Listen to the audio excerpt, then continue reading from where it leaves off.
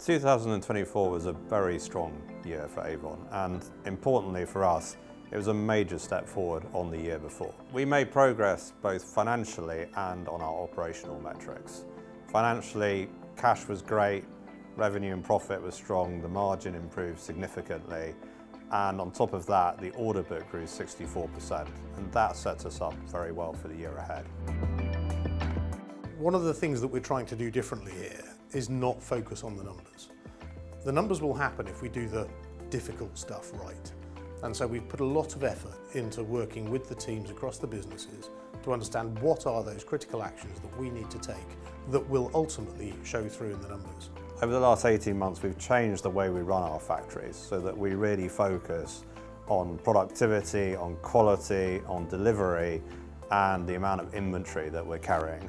And we've made real progress across all of those metrics. Just to pick a couple, productivity has improved over 30%, scraps reduced over 40%, and inventory's also improved around 40%. There's a huge amount of work going on underneath the hood, so we should be proud of what we've achieved, but we should also be mindful of the fact that there is still a lot to do between now and the end of 2025.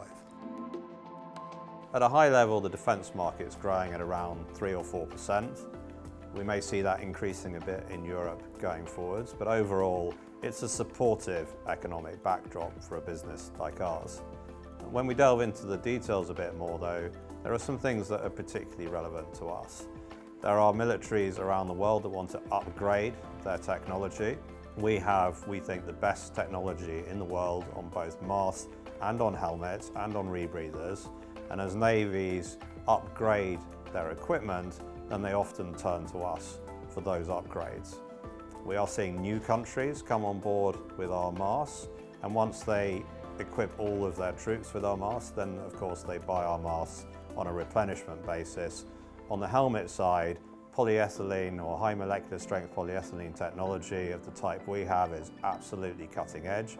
It provides very, very good ballistic protection, and we are seeing armies around the world, including most notably the US Department of Defense, migrate towards our technology because it provides better protection for people. What we really need to be able to do is invest in product development, invest in marketing, invest in internationalising some of our helmet capabilities, because that is what will grow order book over time.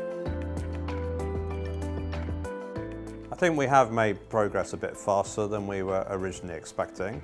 I think what that shows is that the strategy is working. What we see is lots of small steps being taken all of the time, and when we add those small steps up, then we see large year-on-year progress. We've made better progress in certain areas than we thought we would have done, and also we've identified new areas of opportunity. All of that has given us confidence that we will hit those numbers, and actually the rate of change suggests that we might be able to hit them a year earlier than we first thought. We see the potential to achieve margins of between 14 and 16% in 2026 and to achieve ROIC of over 17%. Our view is if we don't have stretching targets, it doesn't encourage people to think differently, to experiment, to really push the amount of change that we can do.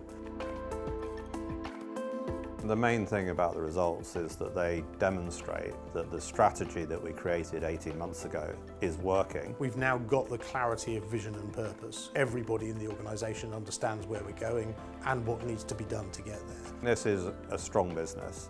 It has excellent people, it has great technology, and it has an enviable portfolio of long-term contracts that support growth. We now have momentum, and we actually see that momentum increasing. We see velocity of change increasing. That gives us real confidence in this year and the years after that.